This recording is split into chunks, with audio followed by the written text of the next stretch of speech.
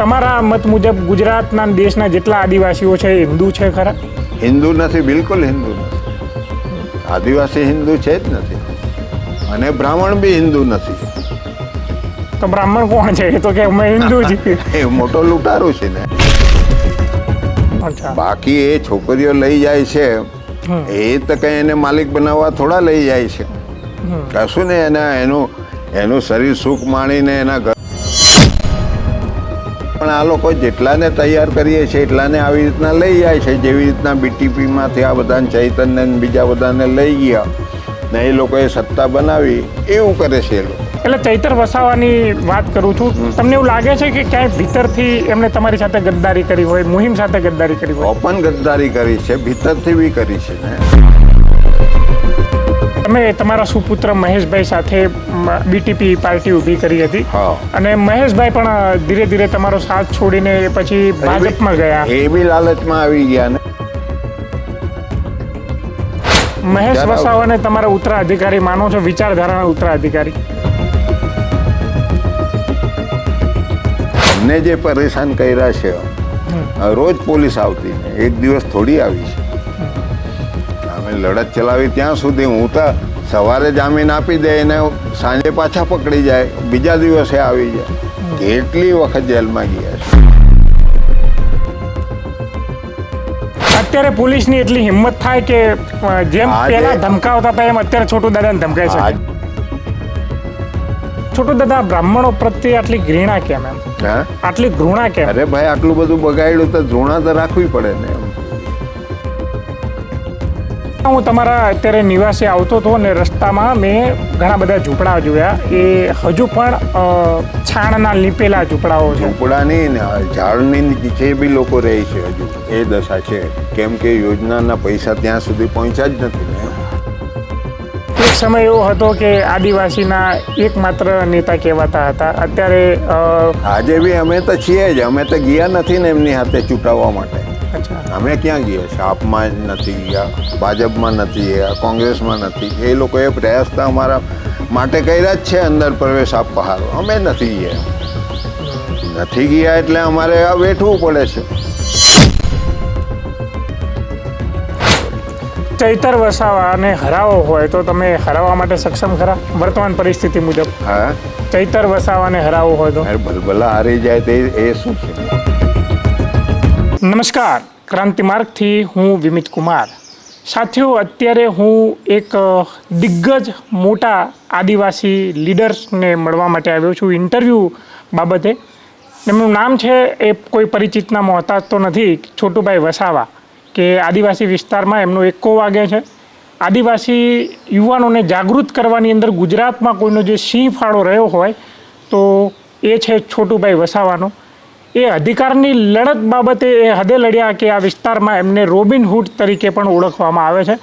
છોટુભાઈ, ક્રાંતિ માર્ગે આપનું હાર્દિક સ્વાગત છે. જોહાર. જય જોહાર. Thank you. તમે આ વિસ્તારમાં વર્ષોથી લડો છો.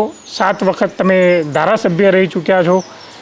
જેડીયુમાં હતા, એ પછી બીટીપી નવી પાર્ટી બનાવી, યુવાનોને જાગૃત કર્યા. લાગે છે કે તમારી લડાઈ એ રંગ લાવી છે ખરી? લાવી છે, રંગ લાવી જ છે. એને તોડવા માટે આ લોકોએ આપને અહીંયા આગળ આમંત્રણ આપીને ગુજરાતમાં લાવ્યા છે. અરવિંદ કેજરીવાલનું અહીંયા આગળ હતું કંઈ નહીં, પણ એ લોકોને બીજેપીને ડર હતો કે અમારા વોટ, અમારા જે એ છે એ કપાઈ જશે અને આ લોકો ફાવી જશે એમ કરીને કેજરીવાલને આમંત્રિત કરીને આ ગુજરાતની અંદર જે અત્યારે ભેગા થઈને ચલાવે છે એ કારણ હતું. એ લોકોને અત્યારે ખબર પડી તાલુકા જિલ્લા પંચાયતોની જે ચૂંટણી થઈ એમાં જે બેઠક એ લોકોએ પ્રમુખ ઉપપ્રમુખ માટે કરી એમાં કેટલીય જગ્યાએ ભાજપ અને આ પાર્ટી ભેગા થઈને સરકાર બનાવી છે, તાલુકા પંચાયતો બનાવી છે. એમ કે તો ખોટું નથી. અને કોઈ જગ્યાએ કોંગ્રેસ સાથે બી ગઠબંધન કર્યું છે.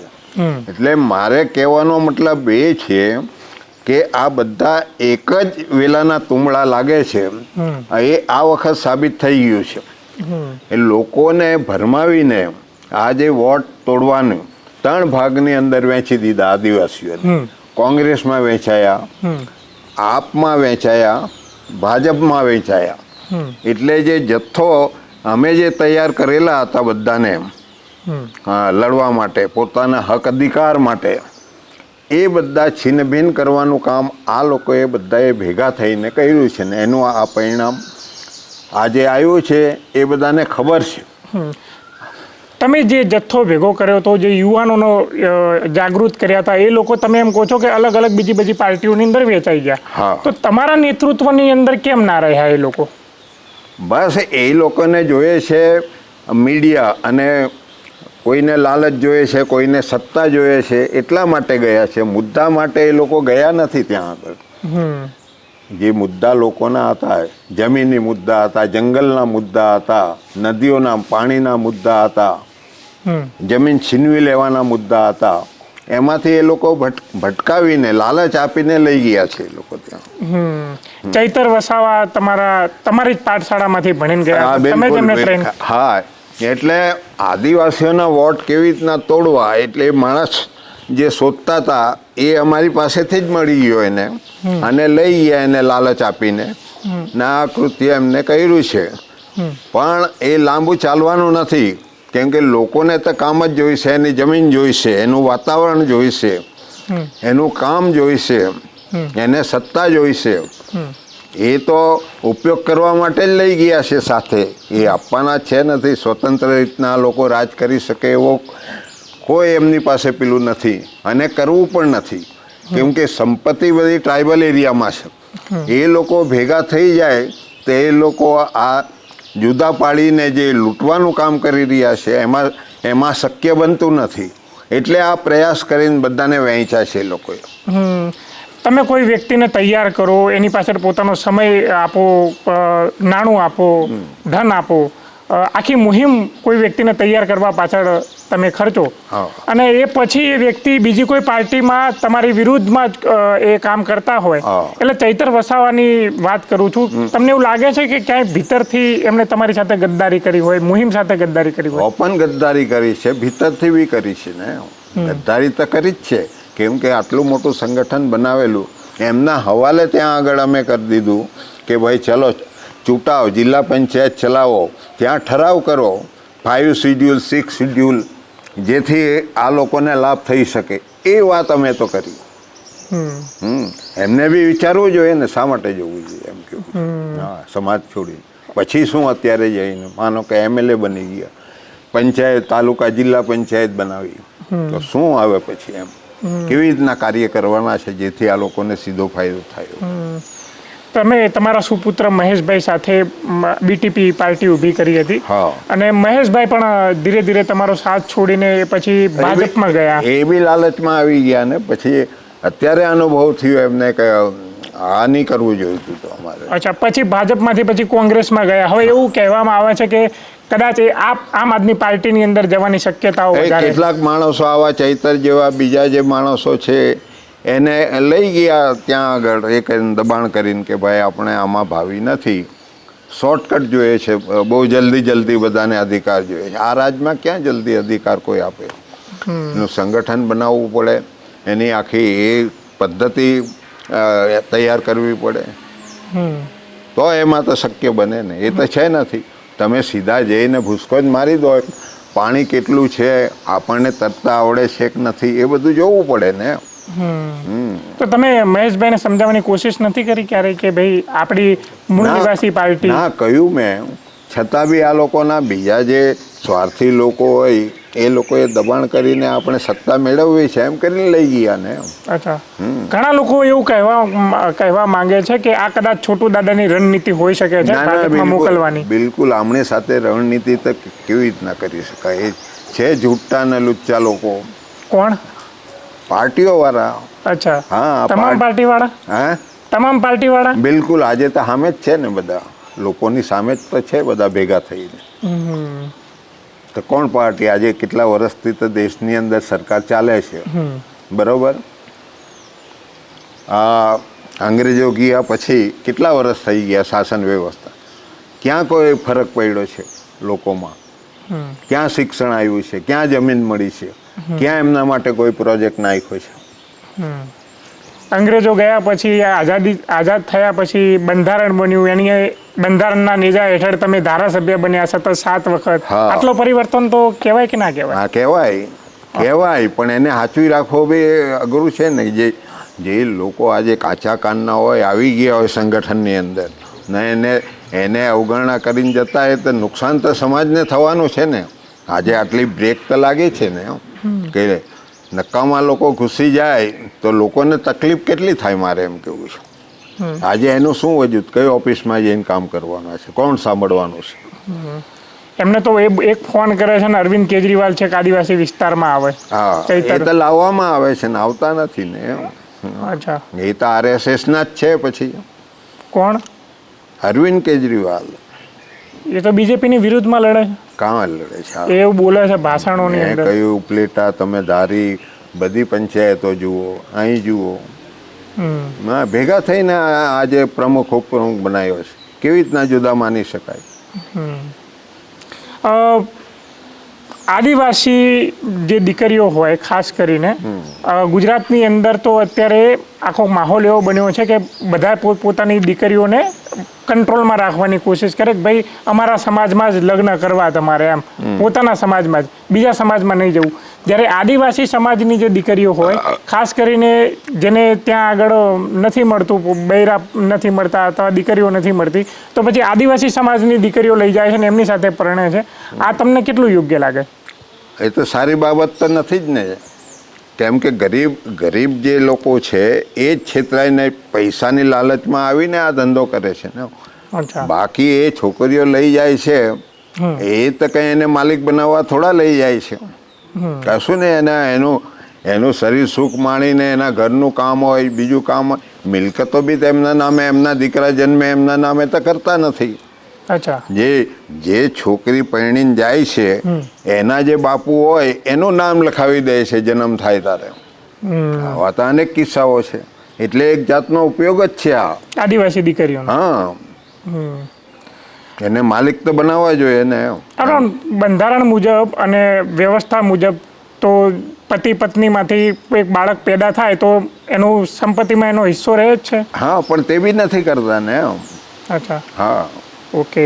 હા, એટલે દાદાના નામે એનું બાળક જન્મે એવું લાવી દે છે એટલે એની જે મિલકતમાં એ હકદાર બને, પણ એમની જે મિલકત હોય એમાં હકદાર કાં બનાવે છે? એવું બને છે ખરું કે ભાઈ આદિવાસી દીકરીઓ લઈને પછી જે અહીંયા જમીન નથી ખરીદી શકતા, એ જમીન લે છે એમના નામે. હા, દીકરીના નામે જમીન. હા, લે છે ને. અચ્છા, હા, લીજો બી એમના નામે જ કરી છે ને. અમારા લોકો તો ક્યાં છે એના માલિક લીજોના? તાપી નદી તમારી આખી પૂરી કરી દીધી.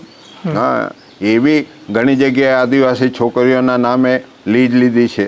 એને કરતા હરતા બીજા લોકો છે એમાં. એને ફાયદો ક્યાંથી થવાનો? સમાજને કેવી રીતના ફાયદો? એની તો નદી બી લૂંટાઈ જાય છે, એ પોતે બી લૂંટાય છે છોકરીઓ. છોટુ દાદા, એવું કહેવામાં આવે છે કે કોઈ વ્યક્તિ વિચારધારાથી થોડો વિપરીત જાય એટલે પછી એ ધીરે ધીરે પતન તરફ જાય છે. તમે સતત 7 વખત ધારાસભ્ય તરીકે ચૂંટાયા. મારો સવાલ એ છે કે તમને ક્યાંક પણ એવું લાગ્યું કે તમે વિચારધારાથી થોડા ઘણા ભટક્યા હોય? ના, હું તો ભટક્યો નથી. મારી વાત મેં પકડી રાખી છે. તો ભટક્યા કોણ? જેને સમજાયા, તમે જેને તૈયાર કરે એ લોકો ભટકી ગયા? હા, હું ભટકી ગયો હોત તો આ લોકોને લઈ નહીં જતે ને. હું બિલકુલ મક્કમ રહ્યો એટલે આ બીજા લોકોને સાથેવાળાને લીધા આ લોકોએ આનું સંગઠન તોડવા માટે.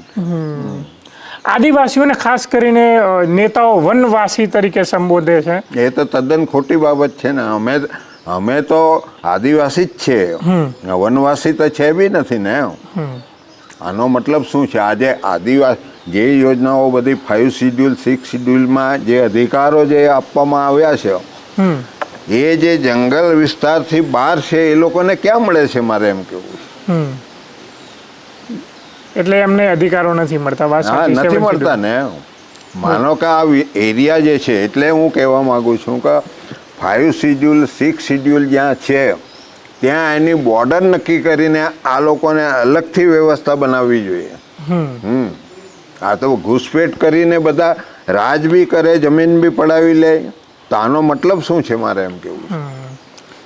કદાચ એટલે જ એવું બની શકે કે ભાઈ આદિવાસી માટે અલગ વ્યવસ્થા જાળવી રાખવા માટે જે સમાન સિવિલ કોડ જે લાવવામાં આવ્યો યુજીસી, એની અંદર આદિવાસીનો સમાવેશ કર્યો નથી ગુજરાત સરકારે. નથી કર્યો, પણ એ તો ઘૂસી જ ગયા છે ને, મતલબ શું છે મારે એમ કેવું છે. તમને કેવી રીતે લાગે છે ઘૂસી ગયા? કેમ? આજે વહીવટ કોણ કરે છે આદિવાસી એરિયાનો?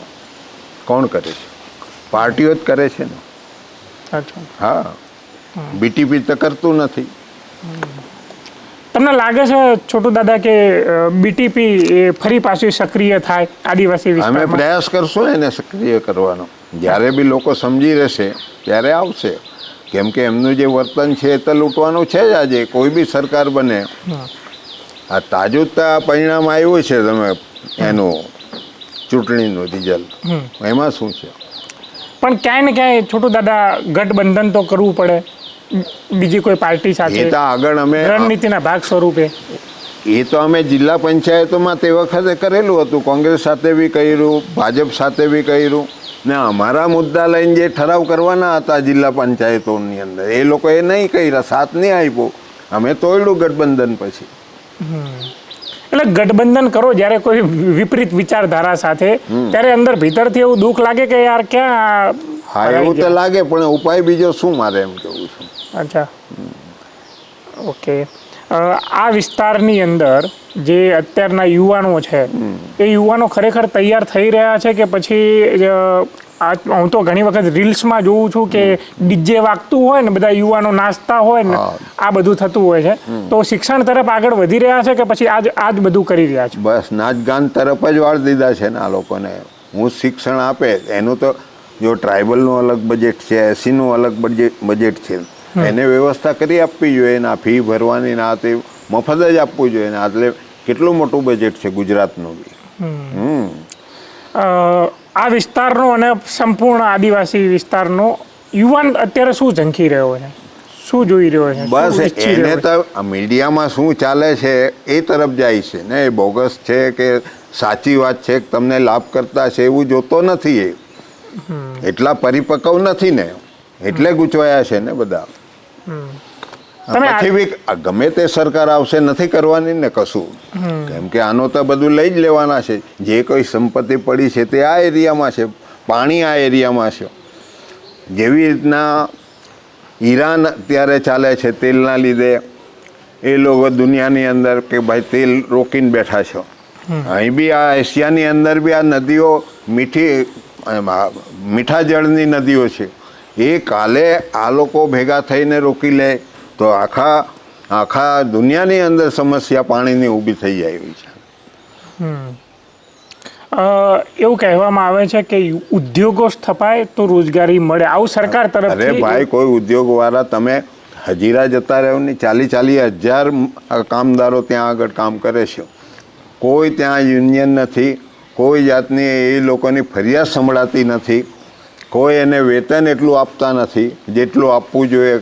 કાયદામાં જોગવાઈ છે એ બધું આજે એનું શોષણ જ થાય છે મોટા પાયે. હા, એક બી યુનિયન ત્યાં આગળ છે નથી હજીરાની અંદર. મુલાકાત લેવી હોય તો લેજો તમે. અને જે કોઈ ત્યાંથી રજૂઆત કરે છે એમાંથી જેને અન્યાય થાય છે, ઘણાઓને દરિયામાં ફેંકી દે છે, કોઈ સાંભળતું નથી. ફરિયાદ કરવા જાય તો પડી ગયો હશે એટલે ફરિયાદ નહીં લેવાની. આવું બધું ચાલે છે અત્યારે. આ દેશ સલામત જ નથી કહેવાનો મતલબ. એટલે લોકો સલામત નથી.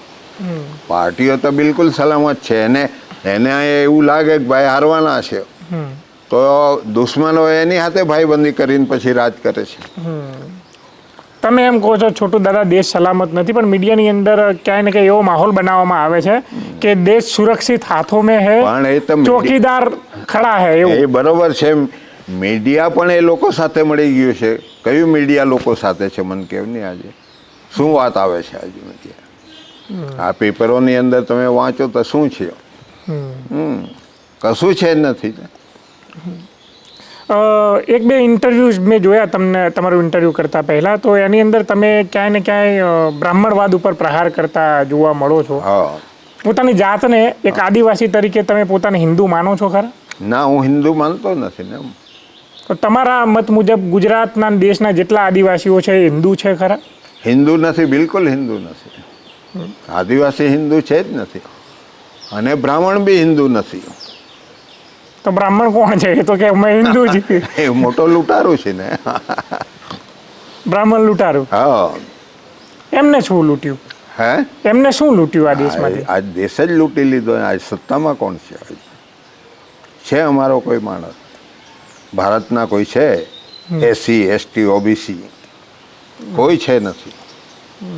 પણ એ ત્યાંથી એક તરફથી એવો તર્ક મળે છે, તમે ભણીને ગણીને આગળ વધો, મેરિટના આધારે અમારા સુધી પહોંચો, એવું કહેવામાં આવે. હા, મેરિટ તો તમે આવવા દેવા એવા ક્યાં છે? મારે એમ કહો, આ છોકરાઓ પેલું નીટની પરીક્ષા આપે તો ડબલ વખત એ બિચારો એ છોકરો કેવી રીતના બીજી મહેનત કરવાનો છે, એટલે ત્યાં પાછળ પાડ દે છે. એટલે પોલિસી એવી છે કે શિક્ષણ આ લોકો લઈ જ નહીં શકે, બજેટ હોવા છતાં. ને બજેટનો યુઝ એ લોકો કરે છે. આજે જેટલા બી ગુજરાતમાં કામ થાય છે આ વિસ્તારોમાં, આ રસ્તાઓના, આ સ્ટેટનું હોય કે સેન્ટ્રલના હોય, એ બધું બજેટ ટ્રાઇબલનું વપરાય છે. એનું જાહેરનામું બી બહાર પાડે આ એન્જિનિયર એનું, તો બજેટનું લખવામાં આવે છે ટ્રાઇબલ બજેટ એમ કરી. અને ટ્રાઇબલની જે ગ્રાન્ટ છે તે એવી છે કે લેબ બી નહીં થાય ને ડાયવર્ટ બી નહીં થાય, છતાં આ લોકો બધું જ કરે છે. ડાયવર્ટ બી કરે છે ને લેબ બી કરે છે ને બીજે બી મૂકી દે છે એ લોકો. તો કેવી રીતના અમારો ડેવલપ થઈ શકે મને કહો? તો આદિવાસી વિસ્તારના જેટલા પણ નેતાઓ છે એ ક્યારે ભલે અલગ અલગ પાર્ટીના હોય, આવા કોઈ મુદ્દે એક થાય ખરા? તમે એમનો ઇન્ટરવ્યુ લેજો ને. એ લોકો તો છે, કોઈ સાંસદ છે, કોઈ મંત્રી બી બનાવ્યા છે, એનો બી પૂછો કે તમે ભાઈ આ જે વ્યવસ્થા છે 5-6 શિડ્યુલની અંદર, એ વ્યવસ્થા તમે જાણો છો? એ વ્યવસ્થાની રજૂઆત તમે કરી છે? કોઈ લેટર લખ્યો છે પ્રધાનમંડળને કે વડાપ્રધાનને લખ્યો છે? કોઈ રાષ્ટ્રપતિને લખ્યો છે? તમે એક બી માણસ નહીં નીકળશે. તો ફાયદો કેવી રીતના થવાનો? જે લોકો ફાયદો લેવા માટે વોટિંગ કરે છે એ તો એ લોકો ખેંચી જાય છે એ માણસને. હું તો માનું છું કે રિઝર્વ સીટો જેટલી બી છે એસસી, એસટી, બરાબર, એનું ગૃહની અંદર બી અલગથી બેઠક હોવી જોઈએ. કોંગ્રેસના નામે કે ભાજપના નામે કે બીજી પાર્ટીના નામે નહીં હોવી જોઈએ. અચ્છા. હા, રિઝર્વ સીટની બેઠક હોવી જોઈએ કે ભાઈ આદિવાસી રિઝર્વ સીટો છે એટલી બેઠક એ લોકોની પાર્લામેન્ટની અંદર અલગ કરવી જોઈએ. એ પહેચાન થાય તો જ લોકોને ખ્યાલ આવે ને, દેશના લોકોને, કે આપણો છે એમ કરી. આ તો કોંગ્રેસનો બની જાય, ભાજપનો બની જાય રિઝર્વ સીટવાળો, તો લોકોની પહેચાન કેવી રીતના થવાની છે? કહેવામાં એવું પણ આવે છે, આ વાત કેટલી સત્ય છે મને ખબર નહીં, કે આ વિસ્તારની અંદર બીજા સમાજના લોકો આદિવાસીના ખોટા સર્ટિફિકેટ તરીકે અહીંયા રહે છે. બહુ ચાલે છે, બહુ ચાલે છે. એટલા બધા ખોટા સર્ટિફિકેટ ચાલે છે કે બધા આજે નોકરીમાં બી બીજા લોકો લાગેલા છે. એટલે આ નોકરીથી બી વંચિત છે, શિક્ષણથી બી વંચિત છે. અનામત જેવું છે જ નથી. અનામતને સાઈડમાં મૂકીને આ ધંધો ચાલુ કરેલો છે આ લોકોએ અહીંયા. અનામતની વ્યવસ્થાને તમે કેવી ગણો છો? આ વર્તમાનમાં જે અનામતની વ્યવસ્થા છે એને કેવી ગણો છો તમે? અનામત એટલે એની સેફટી રહેવી જોઈએ, એને લૂંટાવવું નહીં જોઈએ, એને શિક્ષણ મળવું જોઈએ, બંધારણીય જેટલા અધિકારો છે એટલા મળવા જોઈએ એને. એવું મળે છે આદિવાસીઓને? બિલકુલ નહીં. તો એક મોટી મુહિમ ક્યારે આદિવાસી ઉપાડવા માટે સક્ષમ થાય ખરા કે ભાઈ આ બધું? પ્રયાસ કરીએ છીએ, પણ આ લોકો જેટલાને તૈયાર કરીએ છીએ એટલાને આવી રીતના લઈ જાય છે. જેવી રીતના બીટીપીમાંથી આ બધાને ચૈતન્ય બીજા બધાને લઈ ગયા ને એ લોકોએ સત્તા બનાવી, એવું કરે છે એ લોકો. તો એવા લોકોને તમારે દંડ દેવો હોય તો શું દંડ દો તમે? જે લોકોને તમારા લોકોને તૈયાર કરીને લઈ જાય છે એવા લોકોને તમારે એમને તો હરાવવા જ પડે ને, હરાવવા જ પડે. લોકો આજે મથામણ તો કરી રહ્યા છે પણ એમને બી ખ્યાલ આવતો નથી. જે અત્યારે જે ચૂંટણી થઈ ને એમાં જે વોટિંગ આપને આપ્યું, બીજેપીને આપ્યું, કોંગ્રેસને આપ્યું, તો એ લોકોને તો એવું છે કે આ અમારો હામી છે, આ અમારો હામી છે. હવે છેલ્લે તો એવું રિઝલ્ટ આવ્યું કે બધાએ ભેગા થઈને તાલુકા પંચાયત, જિલ્લા પંચાયતો બનાવવી પડી.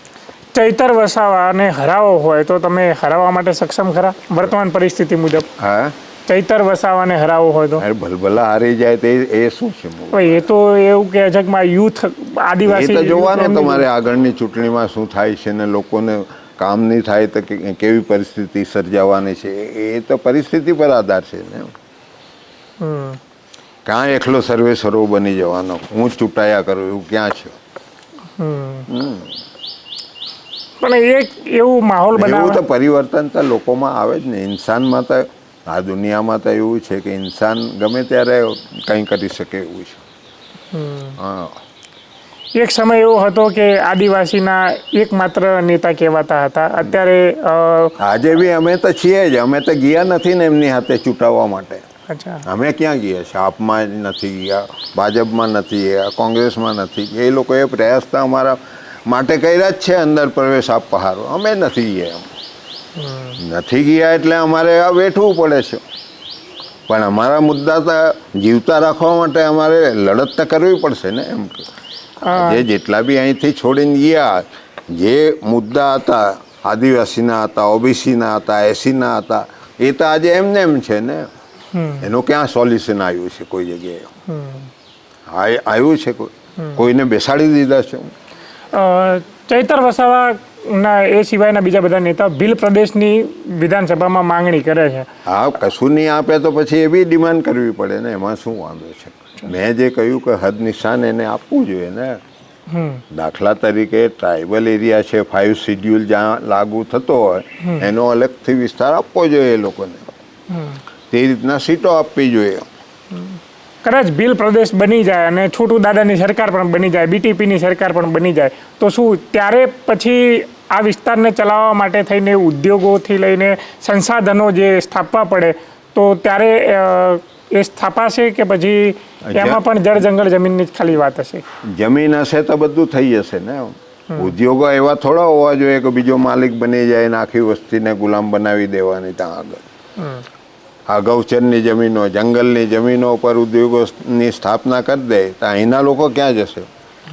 અદાણી અંબાણીનું આ બધાને બેહાડી દીધા છે જાણતા બધા જંગલોની. આજે બોર્ડ મારી દીધા છે બધા. અદાણી ફાઉન્ડેશન એવું. એક નાની એવી રમત છે, એક શબ્દમાં જો કદાચ તમે જવાબ આપી શકો તો કોઈ નેતાના વ્યક્તિત્વ વિશે અથવા તો એના વિશે તમને જે સૂચતું હોય એક શબ્દમાં કેવું હોય તો? એ બી આ સમાજના નેતા છે, પણ એ લોકોને બી ઓળખીને કરવું જોઈએ કે સમાજને કોણ ફાયદો કરે છે ને કોની હાથે રહેવું એ માણસ તરીકે એ લોકોએ બી વિચારવાની જરૂર છે ને. એમ કેવું હું એમ કહું છું આ એક રમત છે કે જે આપણે રમવાની છે કે ઇન્ટરવ્યુના પાર્ટ ઓફ ઇન્ટરવ્યુ. આ લોકોને ગુલામ બનાવે છે રમકડાની જેમ, એ સવાલ છે, બીજો કોઈ નહીં. એને તૈયાર નથી કરતા. હા, મારો એ પ્રશ્ન છે કે આપણે એક રમત છે કે જે હું એક શબ્દમાં પૂછું કે ફલાણા વ્યક્તિ તમને કેવો લાગે તો એનો એક શબ્દમાં જવાબ દેવાનો છે. તો તમે ઈચ્છા ધરાવતા હો તો આપણે કરીએ? એને જવા દો નહીં હવે. એમાં છોટુ દાદા, આ વિસ્તાર છે ફરી પાછો જે તમારું જે કદ્દાવરતા હતી ને તમારું જે નેતૃત્વ હતું અને એ મુજબનો આખો વિસ્તાર ફરી પાછો તૈયાર કરવો હોય તો એવો વર્તમાનમાં તમારા કોઈ ઉત્તરાધિકારી અથવા તો તમે કરી શકો ખરા? એવા ઘણા છોકરાઓ અત્યારે જોઈન થઈ રહ્યા છે જે કામ કરવા માટે. હા, એક જાય તો બીજા તૈયાર જ છે ને. અચ્છા, મહેશ વસાવાને તમારા એવું ઉત્તરાધિકારી કાંઈ નથી કે બીજા કોઈ આના માટે વિચારી નહીં શકે એવું નથી. મહેશ વસાવાને તમારા ઉત્તરાધિકારી માનો છો, વિચારધારાના ઉત્તરાધિકારી? હા, માનું છું ને, કેમ નહીં. એ તો ભટકાવી દીધો છે એને, એટલા માટે એને જવું નહીં જોઈએ એક માણસ તરીકે કે આ કારોબાર આખો એમને સોંપી દીધો કે ભાઈ ચલાવો તમે દેશની અંદર, આપણા લોકોને જેટલો ફાયદો થાય એટલો કરો. એમાં એ રહ્યા નહીં. એટલા માટે એટલા તો કાચા છે ને માણસો. તો એક કોઈ કાચા વ્યક્તિ હોય એ છોટુ દાદાનો ઉત્તરાધિકારી બની શકે ખરો? કારણ કે છોટુ દાદા તો અડીક છે, હજુ એ ક્યાંય જતા નથી ને. બનવું હોય તો એ લોકોએ આ વિચાર કરી લેવો જોઈએ ને. નહીં કરવું જોઈએ ને આવું બધું કામ. એમ કેવું છે મારે. ઉત્તરાધિકારી બનવું હોય તો મુદ્દા તો આપવા પડશે, એને ચલાવવા તો પડશે. બરાબર, એને ચલાવવા વાળા જ જો ફેરફાર કરી દેશે આ લોકો તો એમાં લોસમાં જ હશે ને એમ કેવું છે. કહેવામાં આવે છે કે આદિવાસીઓને સન્માન આપવા માટે થઈને આદિવાસી રાષ્ટ્રપતિ બનાવવામાં આવ્યા. આજે ક્યાં આદિવાસીઓને એક શબ્દ બી બોલી શકતા નથી. આ પ્રોજેક્ટ બધા જમીનો જેટલી ગઈ છે, શિક્ષણ નથી મળતું, નથી નોકરી મળતી, અનામત માટે જે ફાયદો થવો જોઈએ એ તો આજે થતો નથી. છતાં રાષ્ટ્રપતિ બોલી નહીં શકે. એને બંધવા મજૂર તરીકે જે ઉપયોગ થાય જે દેશની અંદર, જે રાજ્યની અંદર, એ માણસની અપેક્ષા શું રાખવાની? એટલે રાષ્ટ્રપતિ વર્તમાનમાં મેં તો શરૂઆતમાં કહેલું કે આ લેબર જ બનાવવાના છે, તો અમારે વોટ શા માટે આપવાના? એટલે કોના મજૂર છે રાષ્ટ્રપતિ? જે પાર્ટી સત્તામાં આવવાની હોય, સત્તામાં બેઠી છે, એના મજૂર બની જાય. રાષ્ટ્રપતિનું કઈ ઉપજે નહીં એક આદિવાસી તરીકે? બહુ ઉપજે, પણ એ ઉપયોગ નહીં કરે ને. આ લોકોને ઉપરવટ જાય નહીં ને. જે નિર્ણય કરવો જોઈએ એ નિર્ણાયક શક્તિ હોવી જોઈએ ને. ન્યાય વ્યવસ્થાને કેવી આજે દેશની અંદર નિર્ણાયક શક્તિ કોની પાસે હોવાની? તમને શું લાગે છે આ દેશની અંદર વર્તમાનમાં નિર્ણાયક શક્તિ કોની પાસે છે? આ દેશમાં નિર્ણાયક શક્તિ વર્તમાનમાં કોની પાસે છે? મૂડીવાદી લોકો પાસે, બ્રાહ્મણો પાસે. કોની પાસે છે? બીજા કોઈ ગરીબ પાસે તો છે નથી. આ બેસાડ્યા આમાં આદિવાસીઓ માટે રાષ્ટ્રપતિ ની પાસે કાં નિર્ણય લેવાની છે? છોટું દાદા, બ્રાહ્મણો પ્રત્યે આટલી ઘૃણા કેમ? એમ આટલી ઘૃણા કેમ? અરે ભાઈ, આટલું બધું બગાડ્યું તો ઘૃણા તો રાખવી પડે ને, એમ કેવું છે.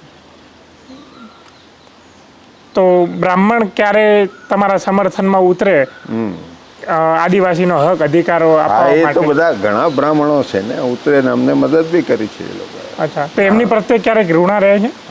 એમની પ્રત્યે ક્યારે ઘૃણા રહે? બ્રાહ્મણવાદના વિરુદ્ધ, બ્રાહ્મણના વિરુદ્ધ ક્યાં છે? બ્રાહ્મણવાદ અને બ્રાહ્મણમાં શું ફરક શું છે? કારણ કે ઘણા લોકો નથી સમજતા, એટલે તમને બ્રાહ્મણ વિરોધી માની લે. ઘણા બ્રાહ્મણો વાદમાં નથી માનતા, એટલા માટે અમારે એની સાથે એ કરવું પડે. તમે આ વિસ્તારમાં, આદિવાસી વિસ્તાર છે, તમે પાર્ટીનું નામ રાખ્યું ભારતીય ટ્રાઇબલ પાર્ટી. તો આ વિસ્તારની અંદર ટ્રાઇબલ સિવાય પણ બીજા લોકો રહેતા હશે. આ તો તમારું જે દૂરદર્શી છે. અમે તો SC, ST, OBC જે એના મૂળ લોકો છે, માઇનોરિટી, એ લોકોને માનીએ છીએ. અચ્છા, ઓકે. એ રહી શકે છે. અમે ક્યાં એનો વિરોધ કરીએ છીએ? આમાં છે જ નહીં. પણ એની પાછળ જે દોરી સંચાર કરીને જે લોકો આવે છે એના વિરોધી છીએ અમે. એ દોરી સંચાર નહીં હોવો જોઈએ ને. એમને જો લાગણીઓ એ લગાવો હોય તો એ લોકોને બી અલગથી તૈયાર કરીને એનું રાજ આપવું જોઈએ. એ લોકો કરે એના કરતાં એ પોતે રાજમાં આવે ને પોતે પોતાનો ડેવલપમેન્ટ કરે તો એ તો સારી બાબત છે ને. ઈચ્છતા નથી એ વસ્તુ. વર્તમાનમાં ગુજરાતમાં 3 પાર્ટી એ મજબૂતાઈથી ચાલી રહી છે. ભાજપ, કોંગ્રેસ અને આમ આદમી પાર્ટી. આમાંથી તમે એક પાર્ટીને થોડીક સારી કહેવી હોય તો કઈ પાર્ટી સારી? કોઈ પાર્ટીને સારી નહીં કહેવાય. એટલે બધી સરખી જ છે? બિલકુલ. બધી આદિવાસી વિરોધી? હા. અંગ્રેજો ગયા પછી શાસન 55 વર્ષ સુધી આ દેશ પર કોંગ્રેસે કર્યું છે ને. એને બધું આ કરી દેવું જોઈએ ને. વસ્તી ગણતરી કરવી જોઈએ, આ કરવી જોઈતું, બીજું કરવું જોઈતું, જે કંઈક આવતું હતું એ કરવું જોઈતું. તો આ લોકો આ રસ્તે નહીં જતે ને, એમ કેવું છે. બ્રેક તો આવી જતે. મોટામાં મોટો સિંહ પાળવાને બરબાદ કરવાનો તો એનો છે ને કોંગ્રેસનો. એને કેવી રીતના કહેવાય કે આ દેશના લોકો છે ને દેશનું શાસન લોકશાહી ચલાવે છે? ક્યાં લોકશાહી રહી છે અહીંયા આગળ? લોકોને ખાવાનું નથી મળતું, એની પોતાની મહેનતની રોજી નથી મળતી, એ કરવા જાય છે તો ત્યાં એનો જાન ગુમાવવો પડે એવો આ દેશ છે. એને લોકશાહી દેશ કેવી રીતના કોણ સાંભળશે ગરીબોનો, એમ કેવું છે. કોઈ સાંભળવા વાળું છે નથી, કોઈ સલામત છે નથી મારી દ્રષ્ટિએ. એક પુસ્તકની અંદર તમારો ઉલ્લેખ થયો, જયંતિ મનાણીનું પુસ્તક છે. અમારા સાથે વાતચીત કરી તો એમને એ ખબર પડી કે તમે ઓબીસીના સમર્થનમાં ક્યાંક બોલ્યા તો તમારા ત્યાં પોલીસ આવી અને તમને તમારા ઘરે પથ્થરમારો કર્યો અને કીધું કે પોલીસ આવી નથી, બધાને અમને માર્યા બી છે, જેલમાં બી પૂર્યા છે. કેટલા મહિનાઓ સુધી જેલમાં અમે રહ્યા છીએ એ વાત કરતા.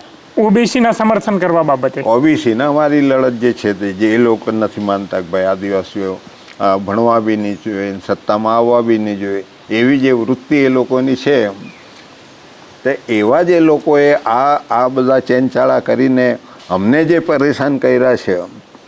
રોજ પોલીસ આવતી ને એક દિવસ થોડી આવી છે.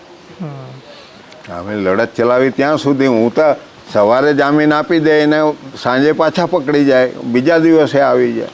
કેટલી વખત જેલમાં ગયા છે. અચ્છા, પણ ક્યાંય ને ક્યાંય મીડિયામાં એવો માહોલ બનાવવામાં આવે છે કે ભાઈ છોટુ દાદાની એવી ધાક વાગે છે ને તો અહીંયા પોલીસ પણ ફરકી નહીં શકતી. જો મારી પાસે મને લાયસન્સ બી નથી, હું એ હથિયાર રાખતો બી નથી. આ તમને કહ્યું, હું તો લોકોને આવી રીતના એની સામે જે હક અધિકાર છે એની જ વાત કરવા વાળો માણસ છું ને. કોઈક જગ્યાએ લોકોએ પોતાના ઉશ્કેરાટમાં જઈને એમને અન્યાય થયો હોય ને મારામારી થાય, એમાં બી મારું નામ આપી દેવાનું. એટલે માણસ આજે કોઈ મારવા જતો હોય, બરાબર, એ સામનો તો કરી શકે ને, હાથ છે તો ઊંચો હાથ તો કરી શકે ને, એમ કેવું છે. એટલે તમારું આની અંદર કોઈ ઉલ્લેખ નથી હોતો? તમારું વાત કરીએ કે ભાઈ અન્યાયની સામે લડવાનો, એમાં પછી કોઈ બી બચવા સારું તો કોઈ બી કરી લે ને, એમાં અમે જિમ્મેવાર થોડા છીએ. તો એવું ઘણા લોકો એવું કહે છે કે ઉશ્કેરે છે. ના ના ના ના, એ તો ઉશ્કેરવા વાળા એ લોકો છે ને. દુનિયાને ઉશ્કેરવાની શું જરૂર હતી? અત્યારે પોલીસની એટલી હિંમત થાય કે જેમ પહેલા ધમકાવતા હતા એમ અત્યારે છોટુ દાદાને ધમકાઈ શકે? આજે બી ચૂંટણીની અંદર પોલીસનો જ ઉપયોગ થાય છે. આ તમને કહ્યું, ઘણા લોકો નથી માનતા, એને પોલીસથી દબાવે છે. અને બૂટલેગરોને જ ઊભા કર્યા છે બધા. બૂટલેગરો સિવાય આ ચૂંટણી થતી નથી. આ તમને કહ્યું, ઠેરે ઠેર બૂટલેગર, એક એક ગામની અંદર, એક એક ઘરની અંદર બૂટલેગર. ગરીબ હોય એને વસ્તુ બી એ જ લોકો આપી જાય, ગળાવે બી એ જ લોકો, ને હપ્તા બી એ જ લોકો લે. છોટુ દાદા, મારો સવાલ એ છે કે જે તે સમયે પોલીસ તમને મારતી હતી, જેલમાં નાખતી હતી, જામીન લઈને છૂટો ત્યારે બીજા વાળું કોણ હતું? ત્યારે મીસા કાનૂન હતો તે દિવસ કોણ સાંભળતું હતું? અત્યારની પોલીસની એવી હિંમત થાય, કોઈને અન્યાય થાય કે ત્યાં બોલવાનું બી નહીં, અરજી બી નહીં કરવાની, જામીન માટે બી નહીં બોલવાનું, ગોળી માર દે તો બી નહીં બોલવાનું, એવો તો કાનૂન હતો. છોટુ દાદા, અમે લોકોને મળીએ છીએ અમદાવાદથી લઈને બીજા બધા શહેરોની અંદર, ત્યારે SC ST OBCના બધા જ લોકો એક સૂરમાં કહી રહ્યા છે કે એક નવી પાર્ટી બનવી જોઈએ અને આ તમામ વિચારધારાવાળા, મતલબ આંબેડકરવાદી વિચારધારા હોય કે જય જોહાર વિચારધારા હોય, આ બધા ભેગા થઈને એક પાર્ટી બનાવવી જોઈએ. બિલકુલ. અને એ વાત સાથે હું સહમત જ છું ને. તો એવું લાગે છે ખરું કે એ નેતૃત્વની જવાબદારી તમને મળે તો તમે જવાબદારી ઉઠાવો? હા, બધા લોકો કહેતો હોય તો આપણે તો ઉઠાવીએ ને. એમાં શું? અન્યાય જ આટલી મોટી વસ્તીને થતું હોય, એનું કંઈ જ ઉપજતું નહીં હોય તો એ આગેવાની બી લેવા તૈયાર છે ને આપણે. હા, તમે બીજા અલગ આદિવાસી બીજા નેતાઓ જે છે બીજી બધી પાર્ટીઓમાં, એમના મળીને ક્યારે એવું ભેગા કરીને વાતચીત કરવાની કોશિશ કરો ખરા? જો બીજા લોકો તો ભેગા મળીને વાત બી કરે, આદિવાસીઓ જેને નેતા બનાવી દે, સત્તા આપી દે, કોઈ દિવસ કોઈની સાથે વાત નહીં કરે. સમાજ માટે બી નહીં કરે અને કદાચ પોતાના માટે બી નહીં કરે. એવા બી લોકો છે અમારા સમાજની. તમારા સમાજના અને ખાસ કરીને ગુજરાતના એ તમામ લોકોને તમે શું કહેવા માંગો છો? શું સંદેશ? ના, એક થવું જોઈએ. હવે આ બધું ભૂલીને જેને જે કર્યું હોય તે, પણ આની એકતા માટે, એની સલામતી માટે, એના જીવન માટે ભેગા થવું જોઈએ. બ્રાહ્મણવાદી વિચારધારા સામે લડવા માટે શું જરૂરી છે? એકતા જરૂરી છે. કોની કોની? બસ SC ST OBC જેને અન્યાય થયો છે એ બધા જ જોડાય તો શું વાંધો છે? અને એક થઈને આ વિચાર ઓછા પ્રમાણમાં કોઈને છોડ્યા નથી આ દેશની અંદર આ લોકો. અચ્છા. હા, એટલે એક થઈને આટલી વિસ્તૃત વિચારધારા સામે લડી શકે ખરી? કારણ કે આ જે સમાજો છે SC ST OBC, એની પાસે સંસાધનો ઓછા છે. ભલે ઓછા હોય પણ એકતા જો બની જાય, વૈચારિક રીતના આવી જાય તો શક્ય બની શકે. એમાં શું વાંધો છે? આખરે એમની સત્તા બી તો આ જ લોકો ચલાવે છે. ગરીબ લોકો જ છે ને, એમની પાસે તો વોટ ક્યાં છે? મારે એમ કેવું, પર્યાપ્ત વોટ નથી. પણ તમે એમ કહો છો વોટ નથી, પણ તમે પાછા એવું પણ કહો છો કે પોલીસનો ઉપયોગ કરે છે, બુટલેગરોના સહારે વોટ નખાવે છે. પોલીસ તો બધે આખી દુનિયામાં છે, પણ વિશેષ ઉપયોગ અહીંયા આગળ થાય છે ને પોલીસનો. હા, બધા અમારા જ લોકો અધિકારી મૂક્યા છે. મેં કહ્યું ને કે આ કામોની અંદર એન્જિનિયર બધા આદિવાસી મૂક્યા છે, એના નામે જ જાહેરાત પડે છે ને એ બધું ડાયવર્ટ કરીને ખોટું બી કરાવે છે ને પૈસા બી ત્યાંથી જ મેળવે છે આ ચૂંટણી લડવા માટે. છોટુ દાદા, હું તમારા અત્યારે નિવાસે આવતો હતો ને રસ્તામાં મેં ઘણા બધા ઝૂંપડા જોયા. એ હજુ પણ છાણના લીપેલા ઝૂંપડાઓ છે. ઝૂંપડાની ને ઝાડની નીચે બી લોકો રહે છે હજુ, એ દશા છે. કેમ કે યોજનાના પૈસા ત્યાં સુધી પહોંચ્યા જ નથી ને. 5 શિડ્યુલ 6 શિડ્યુલનું અમલીકરણ છે જ નથી આ દેશની અંદર. અમુક રાજ્યોની અંદર જ્યાં લોકો જાગૃત છે, જેમને શિક્ષણ લીધું છે, પૂર્વોત્તર રાજ્યોની અંદર, એ લોકો આજે લડે છે. બાકી શિક્ષણ નથી ત્યાં આગળ. 5 શિડ્યુલ ને 6 શિડ્યુલ શું છે એ તો લોકોને ખબર નથી. ઘણા એવા આદિવાસીઓ છે કે જે નેતાઓ જ નથી બોલી શકતા એના શિડ્યુલ માટે, એના હક અધિકાર માટે, તો લોકો બિચારા શું કરે છે? કાલે જાણતા બી હોય, ઘણા લોકોને ખબર છે કે 5 અને 6 લાગુ થવો જોઈએ અને અમને અધિકાર મળવો જોઈએ. એવા તો લોકો આજે છે માન્યતાવાળા, જાણવાવાળા. જેને અધિકારો નથી મળતા અને એ બગાવત કરે છે, તો ત્યારે સરકાર તરફથી અથવા તો એમના સમર્થકો તરફથી એવા આદિવાસીઓને નક્સલી કહી દેવામાં આવે છે. તો આ નક્સલી આદિવાસીઓ છે જ નથી. એ તો એની ડિમાન્ડ કરે છે. એની પાસે હથિયાર બી નથી, ખાવાનું બી નથી. પેટમાં જે માણસને અનાજ નહીં હોય પૂરતું, એ માણસ કેવી રીતના નક્સલી હોઈ શકે? મારે એમ કહું. તો આજે સરકારો આંકડા લાવે છે કે આટલા નક્સલીઓને માર્યા, આટલા નક્સલીઓ પેદા થયા. એ તો આને દબાવવાની કોશિશ છે વગેરેને. આખા ગામ, હા, નાના બાળકો નક્સલવાદી છે, એને જઈને માર દેવાની ગોળી. આ વિસ્તારમાં એવું થાય ખરું? આ વિસ્તારમાં એટલે કે ગુજરાતના વિસ્તારના આદિવાસીઓમાં એવું થાય છે ખરું કે જ્યાં જાગૃત થાય ને ડિમાન્ડ કરે ત્યાં થાય જ છે ને, એને બીજી રીતના ખપાવી દેવામાં આવે છે. ગુજરાતમાં નથી એવું થોડું છે. આજે ભૂખમરો તમે 70-80% ટ્રાઇબલ એરિયામાં ભૂખમરો છે. અમારી જેવા જે ખાતા પીતા લોકો હોય એમાં બી ભૂખમરો છે ને. આદિવાસી આ વિસ્તારની અંદર વર્ષોથી નેતૃત્વ કરે છે, ખાસ કરીને વહીવટ કરે છે, આપણે એવું માની લઈએ. તેમ છતાંય એવી જનજાગૃતિ આદિવાસીના જે નેતાઓ છે, સામાજિક નેતાઓથી લઈને બધા, એ કેમ નથી લાવી શક્યા કે અત્યારના આદિવાસી જે યુવાનો છે અત્યારે નાચ ગાનમાં પડ્યા છે? જે એજન્ટ બનાવવાની સાજિશ છે તે ચાલુ કરી છે, એટલા માટે થતો નથી. સમાજ બેઠો એની અંદરથી માણસને લઈ જઈને લાલચ આપી દે ને એ જતો રહે ત્યાં આગળ, વાત કરે એમના તરફી.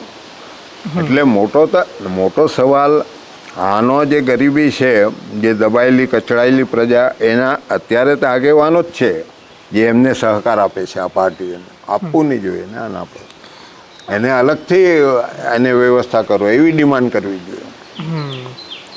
ટિકિટ આપવાની જે રિઝર્વ સીટો પર એ લોકોને શું અધિકાર છે મને કહો તમે? ભાજપ કોંગ્રેસને રિઝર્વ સીટ પર ઉમેદવાર મૂકવાની કેવી રીતના ફરજ પડે? મારે ના, આવી રીતના એને તમે મેન્ડેટ આપી દો.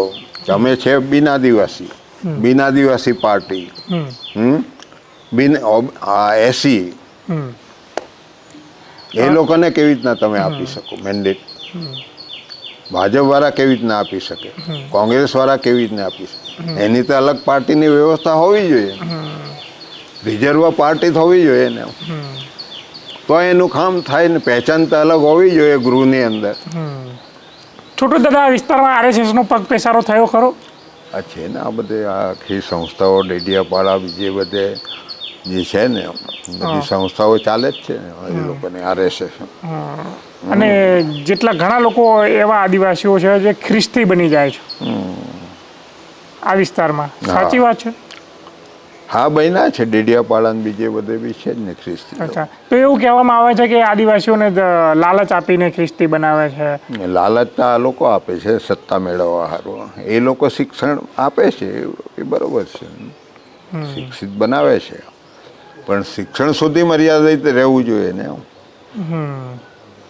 એ શિક્ષણથી મર્યાદિત નહીં રહીને બીજું શું નુકસાન પહોંચાડે? હે, શિક્ષણથી મર્યાદિત રહીને માણસો જે પેદા કરે એ આજે કાં સમાજ સાથે છે વાત કરવા માટે? હા, ઘણા ખ્રિસ્તીઓને તે લોકોએ ટિકિટ આપીને આ એમએલએ ને એમપી ને બધા બનાવે છે. 2027ની વિધાનસભાની આમ આમ ખ્રિસ્તીઓનો વિરોધ કરે છે આ સરકાર અને આમ MLA બી બનાવે છે, સાંસદ બી બનાવે છે. શું સમજવાનું? કોની સાથેની બનાવટ છે? મનસુખ વસાવાનું તાજેતરમાં એક નિવેદન હતું કે ચૈતર વસાવા તો આમ તો અમારા ભાણેજ તરીકે થાય, પણ જ્યાં સુધી અમારા સાથે હતો, નાનાથી મોટો થયો ત્યાં સુધી ડાયો ડમરો હતો, પણ છોટુભાઈ સાથે અને એમના લોકો સાથે ફરતો થયો ત્યારથી બગડી ગયા છે એમ. તો બગડી ગયા તો MLA કેવી રીતના બની ગયો? એટલે સુધરી ગયા છે એમ, હે ને? 2027ની વિધાનસભાની ચૂંટણીના અત્યારે ભણકારા વાગી રહ્યા છે અને આખા ગુજરાતની અંદર જેટલી ચૂંટણી થશે એટલી અમે લડવાના છે. તમે 27માં લડશો? જીવશું ત્યાં સુધી, બરોબર. ઓહો, એ અમારું એ મકસદ છે. હા.